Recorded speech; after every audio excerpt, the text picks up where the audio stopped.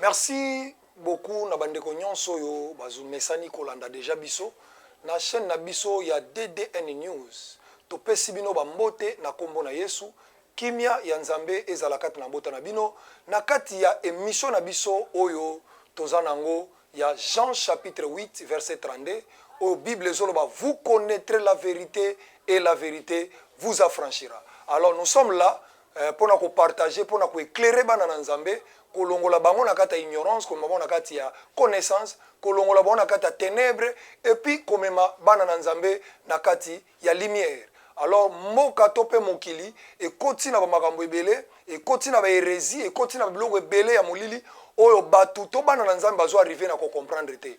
Ya mwana na nguye ya molimo monsantu de temps en temps to banda koya na pa portion ya parole de Dieu afin que tu éclairer peuple na Nzambe ba comprendre temps to komi et puis ba comprendre vérité connaissance ya makambo na Nzambe pour être Jésus-Christ alingi koya. Alors merci beaucoup na bandeko nyonso o bazo s'abonner déjà et puis bazo partager vraiment Nzambe apambola bino kimia Nzambe zalakata na bota na bino oyo bokoki ko sala pona ko soutenir musala oyo ekende liboso ekende musika ezaka ya ko s'abonner et puis ya ko partager na bandeko nyonso ekozala malamu mingi. Alors kimia Nzambe ezala tobondeli yambo tobanda émission na biso ya lelo. Éternel Dieu, te pèse merci. To tiki musala na yo na maboko na yo. Zala Nzambe kat na biso, molimo na yo ekamba biso. Nyonso toko bimisa pe toko loba lelo, yonde ozala Nzambe, na ebandeli pe kino suka kombo na yo Yesu Masiya nde etombwama. To pèse merci lisusu na makasi opesi biso nango lelo. Alors zala Nzambe, zwa lokumu na message nyonso ko bima lelo na kombo na Yesu Kristu nde tobondeli. Amen. Alors, amen, amen, amen. Kolo apambola biso nyonso. Alors, tozo continuer. Si je nabiso oyo tolobelaki, tolobaki tokenango ba épisode, tope ba partie. Alors, tosalaki première partie. O eza deuxième partie. O tozo lobela. Les problématiques dans les églises de réveil d'aujourd'hui. Ba problématique o ezo leka l'église de réveil ya lelo. Église de réveil o ya lelo. Tolobaki comparativement na ndenge bandaka na ndenge zalaka.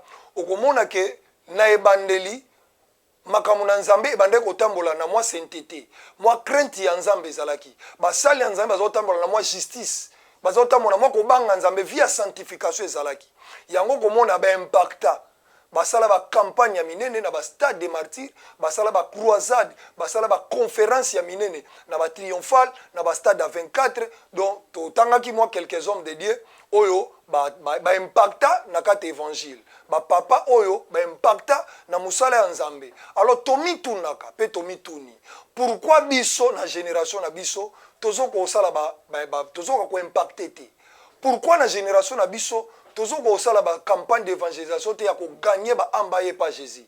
Pourquoi na génération na biso tozo ko sala ba martyr te ba triomphal te ba stade à 20 mètres ba stade ya 24 te to sala ba campagne ba croisade à minene te.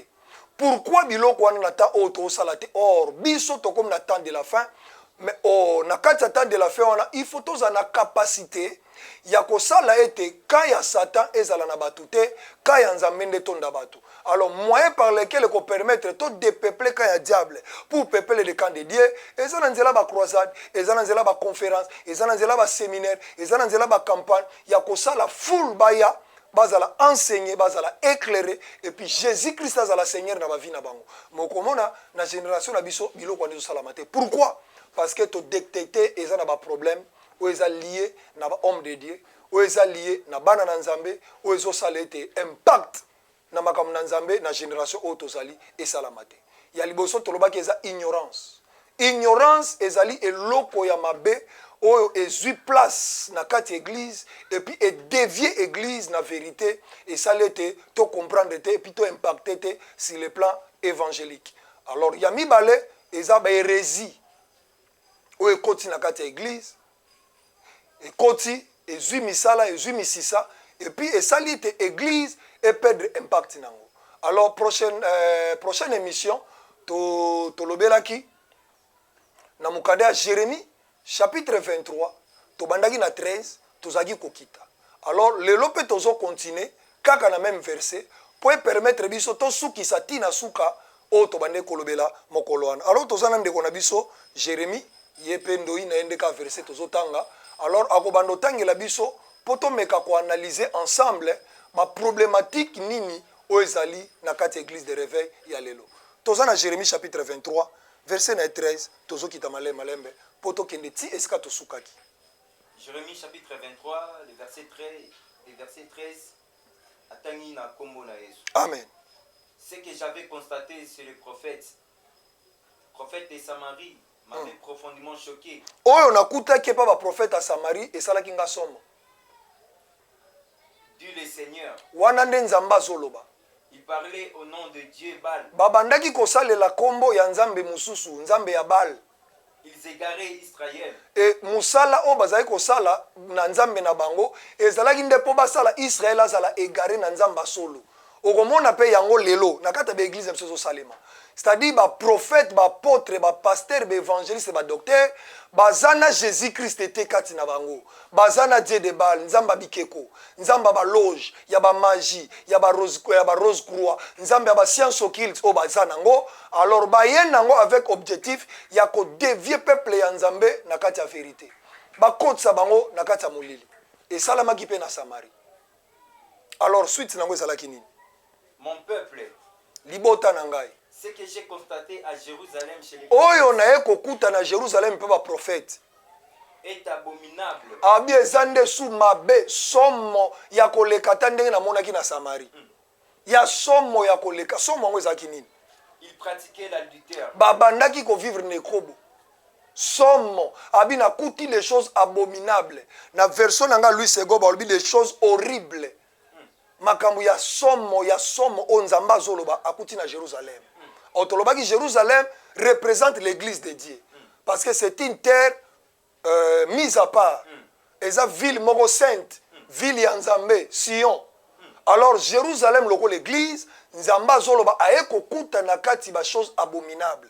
Donc lelo pe ko kuta Jérusalem ozo représenter église ya Nzambe. O ebengame za la mise à part et vivre les vrais enseignements, les vrais évangiles, batambola la sainte doctrine pour na cause la préparer mon l'enlèvement bakende na lola et compte ici des choses abominables. Tolobaki yango oko remarquer tant de la fin o ezalaki enseigner na kata parole de Dieu biso to banda okanisa bato bakosala ba désordre na ba trouble pour susciter enlèvement et kozala ba païen. Mais okomona lelo bato bazosala kutu enlèvement et ya noki ezande ba chrétien. Pourquoi? Parce que les choses abominables sont entrées dans l'église. Les choses abominables. Au monde, pasteur, aza pasteur, mazaka PD. Vraiment. Prophète PD. Azali PD, atambolaka na kat. Donc, bazo vivre na kat pédérasme, mais ba pasteur. Prophète, apôtre, docteur, évangéliste, mais PD. Ozotouna me mosali nzambe PD ndengeni. Ce sont des choses abominables. Oh, nzamba monaka na kat Jérusalem. Vraiment. Alors ce qui peut to mona ngo lelo nzamba zo linga ko isa to ka moite amonaka ngo na Jérusalem andimaka te. Alors biso peut to mona na kata église lelo pasteur PD vraiment maman pasteur azaka lesbienne akambaka église mazana baninga na ebasi abimaka na bango lokola bwasi na mobali nzoka nde aza mwasi pasteur azar prophète azar apôtre azar nani mais azaka na ba ekir yango omona na église musu ba pasteur bakota na ba loge bakota na ba science occulte okuta azana mo ba ekiri na asala balandaka na sima daddy c'est notre papa c'est notre visionnaire c'est notre leader soko landeli bien baza daddy te aza visionnaire aza leader te baza nde bilei na ye lokola aza na esprit qui pede asala moi groupe ya bato ya bimaka na bango ndo mona comme c'est apôtre comme c'est pe pasteur comme c'est pe évangéliste pour azwaka salaire à se retrouver azwaka mbongo mais bazane sika la bomba kenda usala ba bêtise na kati église ya lelo okuta pasteur PD atele magazo teya au nom de Jésus pasteur yozo saka na Jésus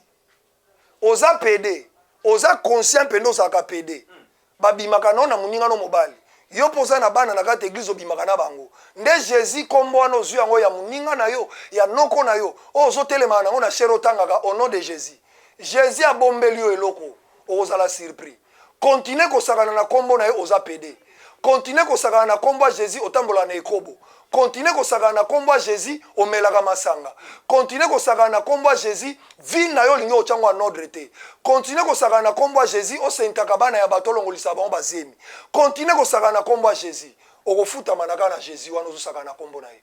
C'est-à-dire ozomona basa nzambe bazosaka na kombo ya Jésus baomondre Jésus abetaka te, baomondre Jésus asaka eloko moko te. Alors tozana libre atana donc bazui kombo ya Jésus bakomisa kombo na banga kolela ya osombela mapangu, ya osombela mituka, ya osombela baketch, ya osombela ba veste. Jésus akolakisa yo un jour que kombo na ezalaka ya commerce te. Des choses abominables. À part des choses abominables, bakiti bando se sumaka mususu. Ils vivent dans le mensonge. Bazobika na lukuta, pasteur, apôtre, prophète, mabika na lukuta. Vina ye mobimba tonga na lukuta. Église noana atonga na lukuta. Okofutama. Zala sir okofutama. Na musalo eko sala na kombo ya Jésus.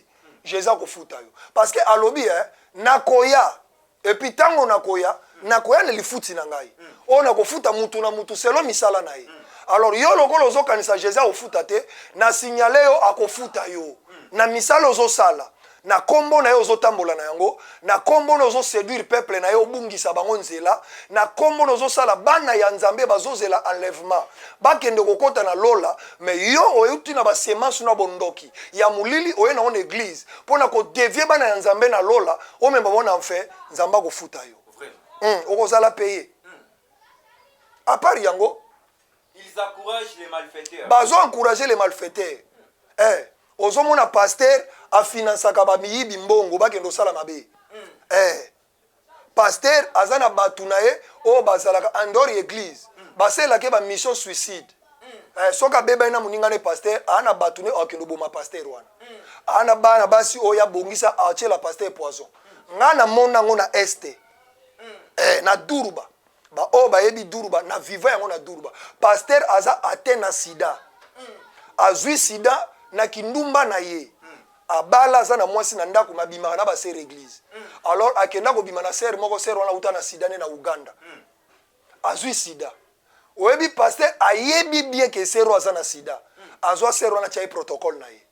Tous les pasteurs ba utaka Kinshasa. Soka ke kuna na église na ko kende koteya. Ogomona azwaka ser wana apesi aya ko bongisela ko mbeto. Soki yo poza muto ekobo. Obima na ser wana yo pozwa sida ndenge ya zoki sida. Yo yebisanga wana za pasteur. Ya oto lobaki baza ba pasteur te baza ba pasteki. Ata za sikre nde na za na bambuma ya bololo na kati. Soko le na loyenge okotafuna mboma bololo okina elengi ya pasteki esili. Aza na sida azwa ngwe pasteur. Abenda ser wana koma protocole na ye. Pasteur nyonso akoya apesa ka ser wana.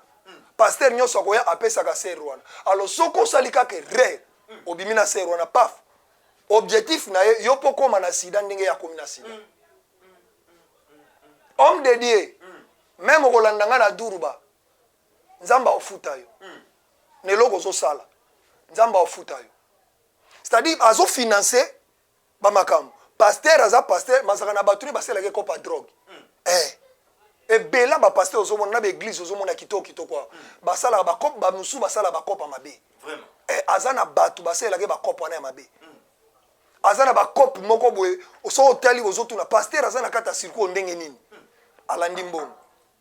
Cupidité lokoso ya mbongo et anticiper ba pasteur na kata bere rebele. Vraiment. C'est-à-dire ami monique ana moya ko amona nzamba ofute lelo te. Ami futa.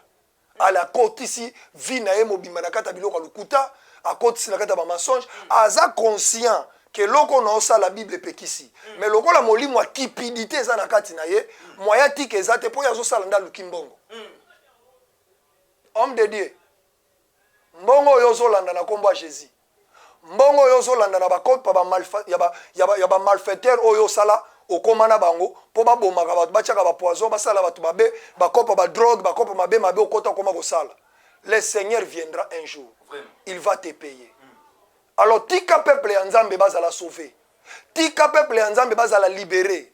Kende na moto yo moko kende na mferi yo moko. Tika bana ya Nzambe babika loboko ya Nzambe. Kokanga bana na Nzambe te, kokanga église ya Nzambe te. soko so pengwi soko so bungi soko so kotisi via milangwa soko kotisi via kindumba via ekobo okoma pede alors okoma ki pede yo moko pona koluka mbongo alors comment okomi pede mais otelema na église obanda koteya o mvute bana ya bato babunga nzela nzambe ubi osani homme de Dieu archibishop archevêque ti okokoma archipape oleki na papa wa Roma Vraiment. nzamba kofuta yo na musala ozosala andor na yango omona ke ozomona ba mention o nyoso nzamba asali yango apona Jérusalem mais na Samarie basalaki ba mentionnaki te nzamba azaleka profondément choqué alors pourquoi pe na Jérusalem alobaki awa pe naza profondément choqué mais na Jérusalem abandi ko énumérer parce que les églises na ye les églises na ye nzamba azokamwa église na ye bakambo ko mosala yango ozomona église eza na onction te église eza sous impact te pasteur ye moko aza conscient que moi c'est sous campagne libanda ya monene eza te po bato bakoya te vie na ye eza mabe bato bakoya te parce que azalaka déjà pédé bato bayebi bato bakoya te parce que baser moko azalaki awa aza sikoyo auto voyager je crois pasteur aza na bana na ye na kati église apesi 12 bandimi na kati église na ye moko azokamba zemi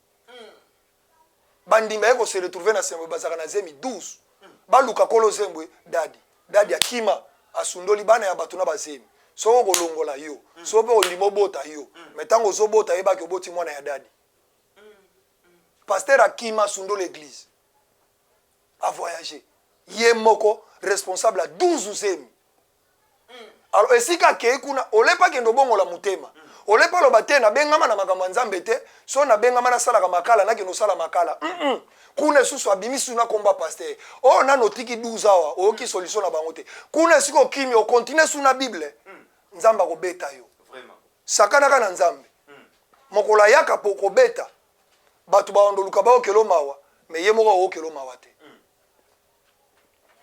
andor na yango o mone subilo kumsu ezali. Ils empêchent ainsi chacun de renoncer à mal agir. Pasteur bazali yake omoni pera mutu abaye kisi aye pa pasteur abi papa ngala lembi biloko yo na okogeso ko sabilo te pasteur non tika ko banga te ça dit pasteur azo empêcher même mutu a renoncer na mabe alingi te parce que ayebi ke intérêt ne ezaka na kati moi renoncer ezate tolandaki yango pe pa et pas papa na biso général Sonic Kafuta Rockman alobango na misu polele boye na ba YouTube ndenge ba pasteur bakota ba magie bakota ba science occulte ndenge batu ba pasteur bazwa ko confesser pa na ye alors bakenda ko confesser pa ba pasteur mususu pasteur wana azoboya ya bima na loge azoboya bima na magie azomona soka bimi na loge akoteka ba secret soka bimi na magie ako livrer que pasteur wana zaka mto bakisi alors azola kisa ye kaka ke bien nango kitoko na yango te vanda kaka papa avanda kaka yo commissaire mwasi na muninga no mobali alors andi maka ko vanda ka bongo mais bazo benge pasteur do baboya ka bandimba azoboya batu ba renoncer na mabe po ye moko asana kati baboya balingite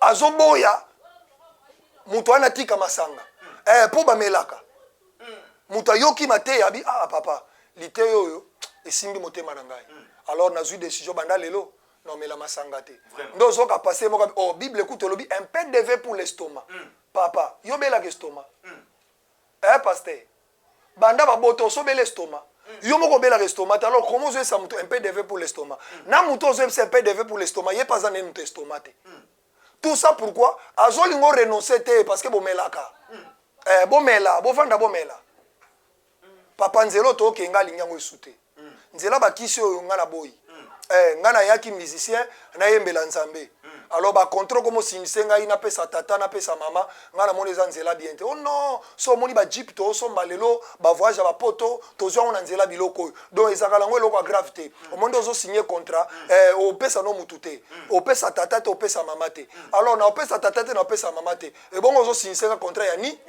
ngana yaki na kombo Jésus na yembela ka Jésus alors yo comme singa ba contrat makambo ebele pona nini Vraiment. Frère likabo nzamba apesaki yo wana apesaki yango mpo bando sinisa bato bakontre na monde akisi likabwa mongongo ya koyemba nzamba apesaki yo apesaki yango mpo memaka bato nyonso bakoya oproduire bango kota bona loge nzamba akofuta yo tu seras payé na nyonso ozosala donc ozomona baprophète baapôtre bapasteur baévangile ils sont là bazo empêcher bato barenoncer na mabe ndo ozomona moto avai na bara azomela masanga oyese frère masanga eza mabe tika bongola motema yake église abi ah papa tika ngala bongola natika masanga ah bapasteur kutu bango mo bamelaka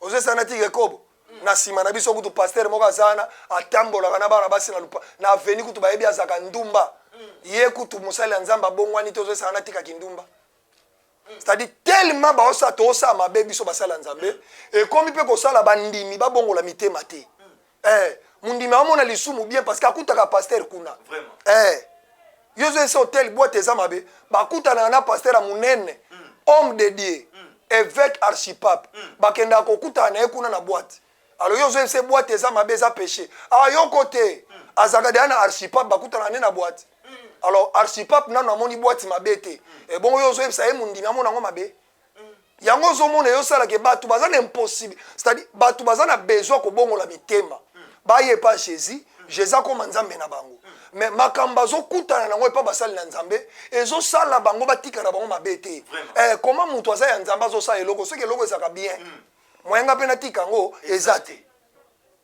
homme de dieu bato bazolinga babongola mitema fungolela bango nzela ko fungolela bango nzela eza kwa mosusu tozalaki na église ntango nazalaka na komi na kinshasa awuti kote ya biso na église dimanche na pokwa boite dansi nzembo ya jibe azobina pasteur asala longolaki babouton sengle akati ezoutikala ma pasteur ya église wana akatisi na ngambu po akende kosomba glace batya na congélateur courre ekendaki bayebisi ekota okuta gérant na kati akota na kati boye akuti pasteur na biso pasteur aza na danse ya jibe ya kosakana te bandeko na nga balimbisa ngai pasteur azalaki moluba nabi teke baluba nyo baza mabe te babini minene mpe bakongo bazali babini ya makasi mpe ya baéquateur bangala bazali ye nde pasteur azalaki moluba alors bakuti ye danse ma pasteur abiso na tiki joyo na bimika boye awangana abenge pasteur atali pena ka boye nde bando simela lipeka atali abi mama obosani mutu obosani mutu ezanga ite ai papa inabosa yo mtoto te na église na biso lelo na tongo na pokwa na bosano abi mama ngai na yebi ata verset biblique te na yebi kote ya te obenga pasteur na ndenge ni ma pasteur abimi na kata confusion azo baza mapasa ubi ezaka o autorité ya biso po elamba ona moni nde lamba te yaki biso na tongo alors siko imagine wana ezaki ma pasteur siko so eza mundimi mutakuta ki ebongo mundimi apengwaka te akimaka église te atika yesu te nde omoni makambo ya pasteur toosala Jérusalem bakamwisa nzambe nde église lelo ezokamwisa nzambe na kati ya biloko oyo alors nzambe abombeli bango basurprise kitambala motoke na basurprise nzambe abombeli bango avant toshite ils m'apparaissent tout comme les gens de Sodome alobi omoni bato wana nyonso nakomi komona bango lokola bato ya Sodome c'est-à-dire makambo ezalaka na Sodome nakomi omona ndenge moko na Jérusalem soko oyoki histoire ya Sodome na Gomorre oye kotala na église okuta yango na kati église Sodome na Gomorre ekomi na kati église bana na nzambe bazoyebana te basali na nzambe bazoyebana te parce que na kati ya Sodome na Gomorre bapede baza kosala kuna ozomona na Sodome na Gomorre baange baye koannonce ke bangi baboma mboka mais bato ya Sodome baweleli baange wana babima na bango kaka tala niveau bazwa baange basi na bango na lota bibozwa bana na ngai ya basi bosala na bango nyonso bolingi me botika bapayo babi rien bapaya baya kitoko il faut tobimaka na bango okokuta biloko wana kati église prophète apôtre pasteur évangéliste docteur bana ya bato kitoko baye na église mpona kosambela yasa bala mabi bana efoka na bima na bango ndo ozomona ye na ere ya louange alingaka kotelema tolo na ere ya louange na ere ya offrande okuta asa telemi na linete neka na sa zolo averifiaka bana nini ya kitoko baza na kati église akobima na bango lobi homme de dieu basala mpe bana o ndenge wana yoka si lokolo boti bana o baosambelaka epa na yo te akovoyage pake poto te akovoyage pake kisangani esika okende kuna osambela te akende okota na église moko baolatele mpe linete na sa zolo. Vraiment. Oyo ozolona okobuka. Oyo ozosala nzambe akofuta. Abi bakoma obima epai na nga lokola bato ya Sodome. Après nsima kozala lokola bato ya Sodome alobi suni. Et les habitants de Jérusalem. Bato ya Jérusalem. Tokei. Ne valent pas mieux. Bango baza motuya penza. Que ceux de la Gomorre. Ya koleka bato ya Gomorre. C'est-à-dire makambo na omona na Jérusalem. Est-ce que kese na ona monaka na Gomorre? C'est-à-dire nzambe azolinga koloba soki na bomaki Gomorre na Sodome na Gomorre. Pona ba bêtise oyo. Nazomona te loyo kopekisa nga na boma Jérusalem te.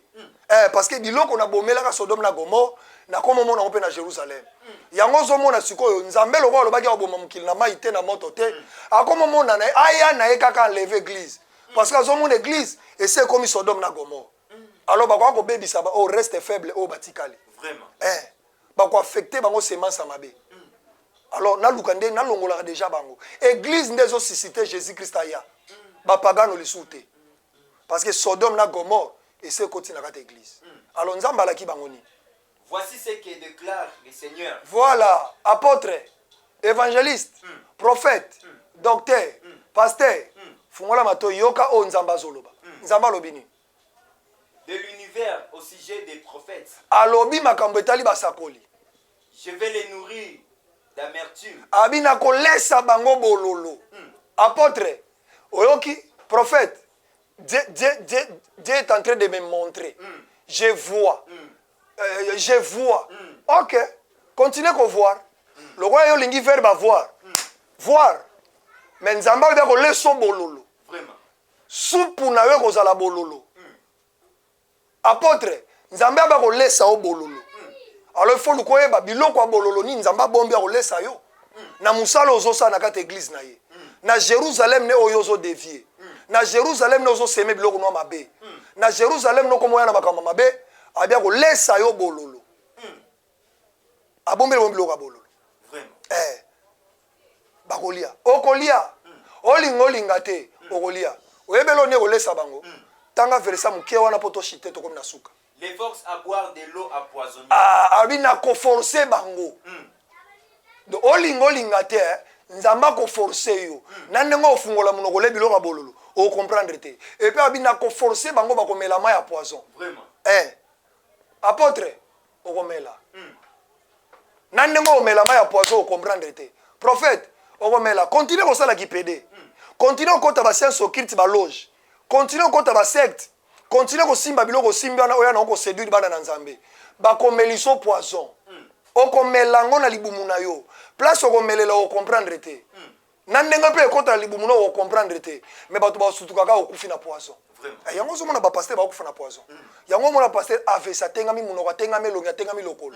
Salaire yango wana. Bazo nourrir ye na biloko ya bololo.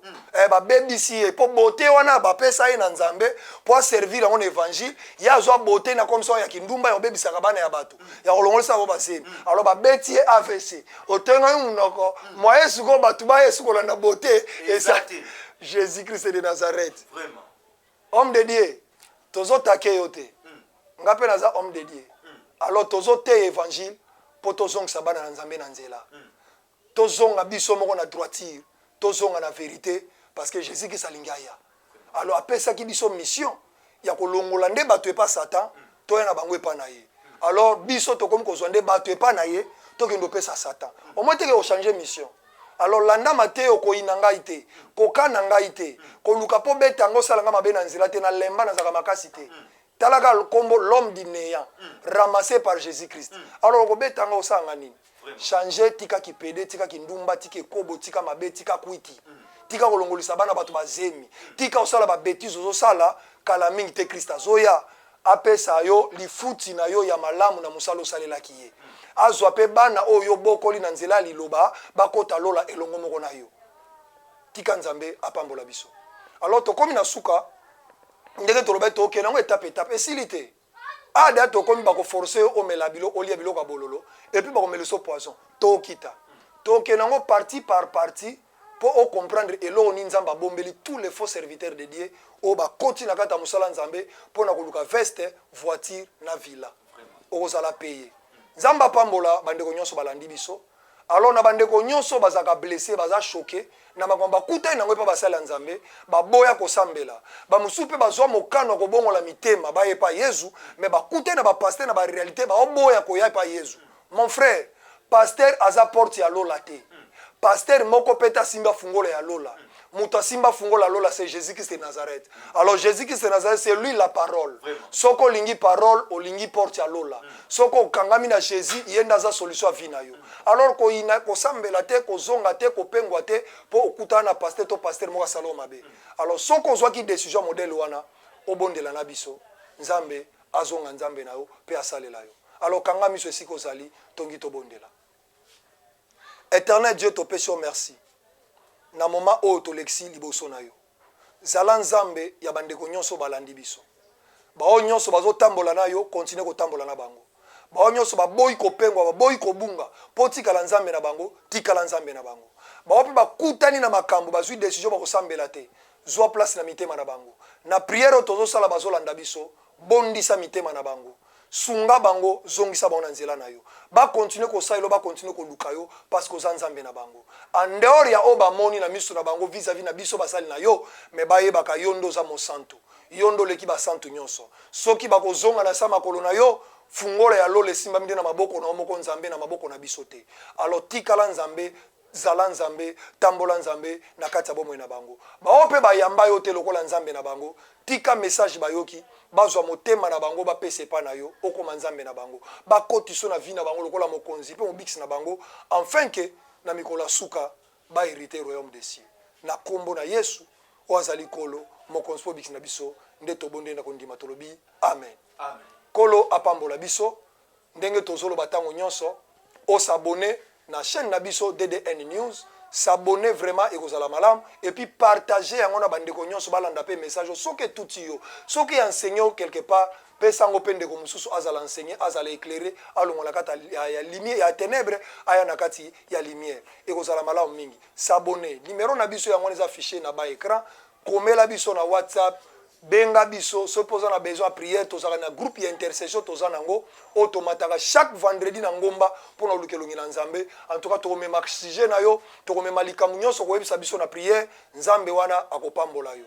Ndenge pe tozali awa to bandi ko fonctionner, boyebi ke loko nyonso ne bandeli e bandana ba problème na ba difficulté.